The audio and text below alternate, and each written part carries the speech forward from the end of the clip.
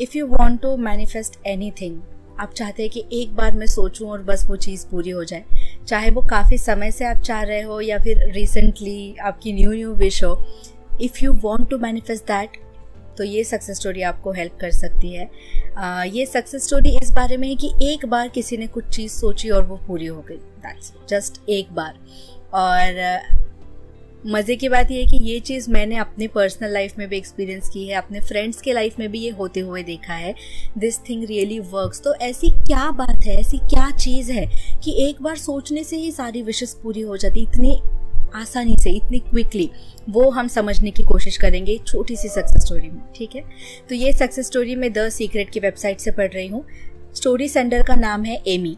Amy 35 years की एक married woman है जिसके 2 छोटे लड़के हैं, बच्चे हैं, और वो अपने हस्बैंड से अब अलग हो चुके हैं बिकॉज वो marriage it was not working out. बहुत ज़्यादा वायलेंस, मारपीट, गाली गलौज, ये सारी चीज़ें। तो खुद के माइंड को और अपने बच्चों को प्रोटेक्ट करने के लिए एमी वहाँ से अकेली तो हो गई, निकल गई, बट अब उनके सामने जो इतना बड़ा लाइफ का सफ़र पड़ा हुआ था, वो देखकर उन्हें बहुत ज़्यादा स्कैर्ड फील हो रहा था कि मैं कैसे अकेले ये सब कुछ फेस करूँगी, अकेले कैसे हैंडल करूँगी। और वो कर भी लेते बट वो रेडी नहीं थे अकेले लाइफ के चैलेंजेस को फेस करने के लिए। लाइफ में एक पार्टनर का या एक सपोर्ट का होना कभी कभार बहुत ज़रूरी लगता है। ये सपोर्ट किसी को एक बेस्ट फ्रेंड में मिल जाता है, किसी को अपने पेरेंट्स में मिल जाता है, किसी को अपने लाइफ पार्टनर में मिलता है, किसी को अपने बच्चों में मिल जाता है। एमी के बच्चे बहुत छोटे थे तो ऑफ कोर्स इस एज में वो मेंटल सपोर्ट, इमोशनल सपोर्ट नहीं दे सकते। एमी के बच्चे उनकी स्ट्रेंथ ज़रूर बन सकते हैं बट सपोर्ट नहीं, ठीक है। सो एमी को अपने लाइफ में एक पार्टनर चाहिए था but she was so scared कि एक अनजान आदमी को मैं अचानक सडनली अपने लाइफ में एंट्री कैसे दे दूं, और वो अच्छा भी तो होना चाहिए। कि अब उनमें इतना पेशेंस नहीं था कि मैं एक नए इंसान को आने दूं, उसको आजमाऊं, वो अच्छा है नहीं है देखूं, फिर मैं डिसीजन लूं। इतना पेशेंस उनके अंदर अब नहीं था, ठीक है। सो उन्होंने क्या किया, एक दिन ऐसे ही पेपर पे सारी क्वालिटीज़ लिख दी जो वो चाहेंगी एक पर्सन में, अगर कोई पर्सन आता है अंदर। ये कैजुअली, इसमें कोई भी रूल्स वगैरह उन्होंने नहीं लगाए थे, बस बैठ के लिख दिया। और सबसे पहला सेंटेंस ये लिखा कि मुझे उसके साथ सेफ फील होना चाहिए, बहुत सेफ, सिक्योर। कभी कभार इंसान अकेले सारी चीज़ें, सारी जिम्मेदारियां उठाते उठाते थक जाता है और उसका मन करता है कि मैं भी किसी पे डिपेंड रह जाऊं, मेरे लिए भी कोई एक पिलर की तरह सपोर्ट बनकर खड़ा रहे, और वही एमी को अभी चाहिए था। उसके बाद जैसे नॉर्मली रोज़ लाइफ चलती है वैसे ही चल रही थी, और एक दिन उनके मन में ये ख्याल आया कि मैं क्यों ना किसी से फ्रेंडशिप करूं, किसी से कनेक्ट करूं, जैसे फेसबुक, टिंडर, जो कुछ भी होता है, वो कोई ऐप उन्होंने यूज़ किया होगा। एंड उन्हें कोई इंसान ढूंढना था बस दिल हल्का करने के लिए, कहते हैं ना, मन की बातें शेयर करने के लिए। अब उनके मन में ये नहीं था कि मेरे को एक पार्टनर ही चाहिए, हस्बैंड ही चाहिए, वो बस कैजुअली किसी से भी बात करना चाहती थी। और इस बार वो एक ऐसे पर्सन से बात करना चाहती थी जो उनके ही सिटी का हो। कहने को तो इंटरनेट पे आप दुनिया के किसी भी कोने के किसी भी इंसान से कनेक्ट हो सकते हो, बट शी वॉन्टेड समवन जिसको वो पर्सनली मिल सके, जान सके। तो उन्हें एक ऐसी ही प्रोफाइल मिली इंटरनेट पे जो उनकी ही सिटी में रहते थे, और उनकी प्रोफाइल बहुत इंटरेस्टिंग थी।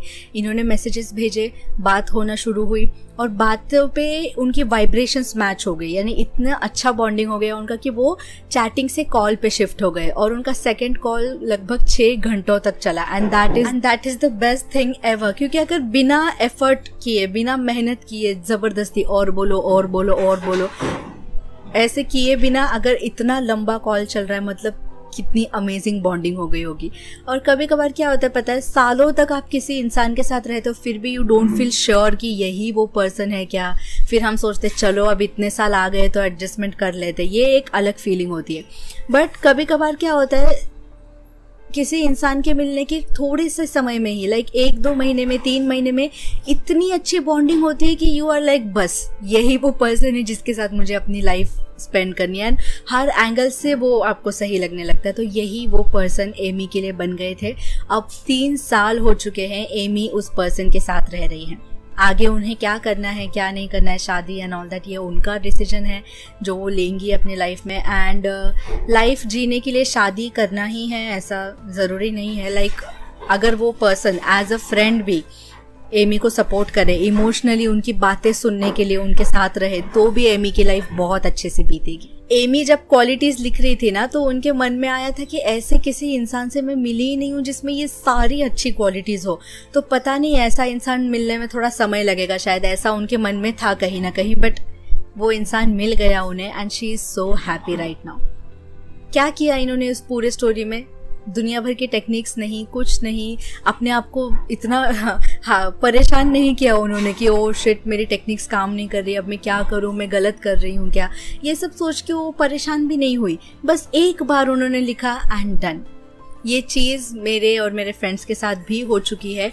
हम जब कैजुअली कुछ एक्सप्रेस करते हैं ना अपने फ्रेंड्स के साथ, तो हम इतना खो जाते हैं उसमें कि वी फील इट कम्प्लीटली, और फिर हम उसे छोड़ देते हैं उड़ने के लिए, आज़ाद उड़ने के लिए छोड़ देते हैं।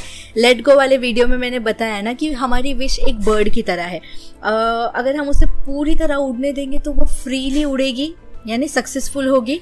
बट अगर हम उसे रोक रहे, ओ शिट नहीं होगा शायद, अरे पता नहीं होगा, तो उसे उड़ने ही नहीं दे रहे, उसे जाने ही नहीं दे रहे, तो वो कैसी पूरी होगी।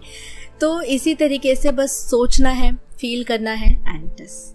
मैं जब कॉलेज में थी, आई थिंक ये 2013 की बात है, फर्स्ट ईयर में 2013 में थी मैं, तब से मेरे मन में यूट्यूब चैनल क्रिएट करने का एक ख्याल आया था। मेरे 2 फ्रेंड्स थे, प्रियंका एंड सिंदूरी। मैं उन दोनों को बोला करती थी कि यार मेरे को यूट्यूब चैनल खोलना है, मेरे को यूट्यूबर बनना है। फिर जैसे जैसे हम 3rd ईयर में आए तो हमारी यूट्यूब की जर्नी स्टार्ट हो गई। मेरा और प्रियंका का एक हम चैनल हुआ करता था, ऐसे ही हम कुछ भी अतरंगी चीज़ें ट्राई करते थे और सपने थे ऐसे कि हाँ चल बहुत बड़े यूट्यूबर बनेंगे, ऐसे वैसे कैजुअली कर रहे थे वो सब, ठीक है। और मेरे मन में क्या आता था ना, एक क्वेश्चन आया था कि यूट्यूबर्स को कैसा लगता होगा ना जब उनकी पेमेंट आती होगी, like they are earning from YouTube. कितनी अजीब सी और अलग सी बात है, वो मैं सोचती थी। And suddenly this is happening with me. मैं पता नहीं नज़र न लगे बट इतनी जल्दी किसी की ग्रोथ होना यूट्यूब पे मैंने नहीं देखा है। लोग ग्रो होने के लिए बहुत ज़्यादा वेट करते हैं, स्ट्रगल करते हैं, बहुत ज़्यादा मेहनत करते हैं, बट मेरे लिए इट वॉज लाइक जुप सीधा, मतलब अभी 1 साल भी पूरा नहीं हुआ एंड सीधा 24,000 पे। इट्स ह्यूज थिंग, और ये हो रही है अपने आप सडनली, क्योंकि मे बी यूनिवर्स को लगा होगा कि इस टाइम पे मैं रेडी हूँ। तब मैं रेडी नहीं थे, अब एक्चुअली मैं रेडी नहीं थी ये सारी चीज़ों के लिए। तब का माइंडसेट अलग था, अब का माइंडसेट अलग है। अभी भी बहुत कुछ है इम्प्रूव होने के लिए, बट मेरा एरिया मुझे मिल गया कि मैं कहाँ अच्छी हूँ और मैं कहाँ अपने आप को एक्सप्रेस कर सकती हूँ। अब तक मैं सारी चीज़ें, अलग अलग चीज़ें, प्रोडक्ट रिव्यू ट्राई किया, मेकअप ट्राई किया, व्लॉगिंग ट्राई की, फूड रिव्यूज़ ट्राई किए। तो देख रहे हो ना आप, कहाँ से मैंने ट्राई किया और फाइनली मुझे वो चीज़ मिल गई जिसमें मैं अच्छी हूँ। मैं बोलने में अच्छी हूँ, मैं समझाने में अच्छी हूँ, मैं लोगों को समझने में अच्छी हूँ।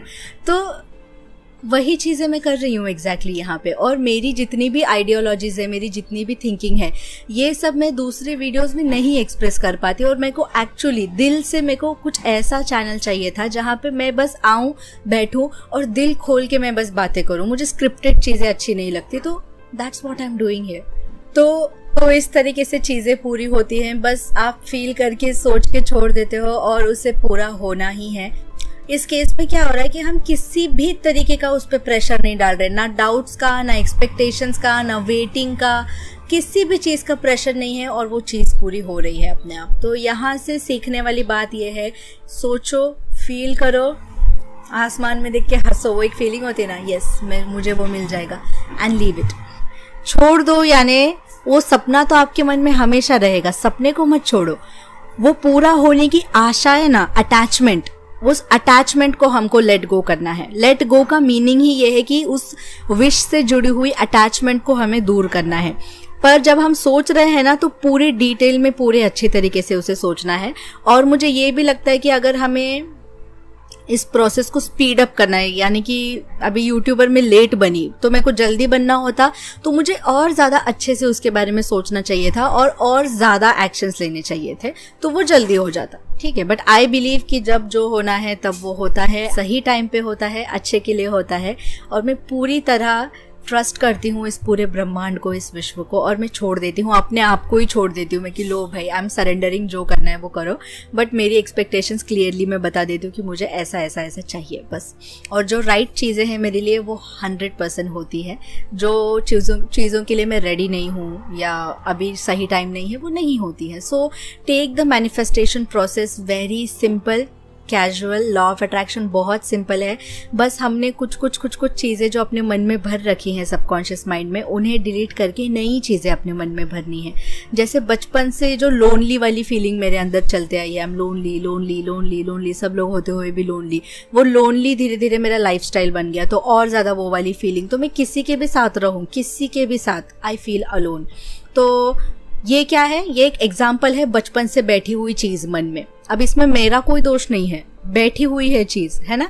बट मैं इसे ऐसे ही चलने दूंगी तो मेरा दोष होगा। इस फीलिंग को कट करना है, धीरे धीरे कट करना है। I have to make myself realise कि आई एम लव्ड, मुझे प्यार करने वाले लोग हैं, मुझे अपना समझने वाले लोग हैं, मैं अकेली नहीं हूँ। ये फीलिंग को मन में फीड करते जाना है, वो वाली फीलिंग फेड अवे होती जाएगी। तो बस यही बोलना है। मैं बहती जा रही हूँ, बस क्या क्या मन में आ रहा है मैं बोलती जा रही हूँ, पता नहीं। बट मुझे ऐसा लगता है कि लॉ ऑफ अट्रैक्शन हार्ड नहीं है, सिंपल है। अपने आप को जानना है, अपने आप को पहचानना है कि कब क्या क्या ख्याल हमारे मन में आते हैं, क्या क्या बैठा हुआ है हमारे मन में अब तक, वो समझना इंपॉर्टेंट है। क्योंकि जब तक डील किस चीज़ से करना है वो पता ही नहीं, तो डील करेंगे कैसे। You have to know your enemy, right, before fighting.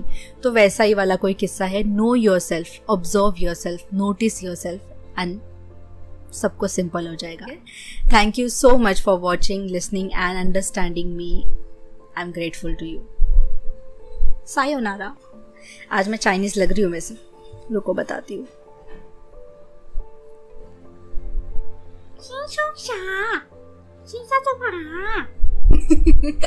Bye.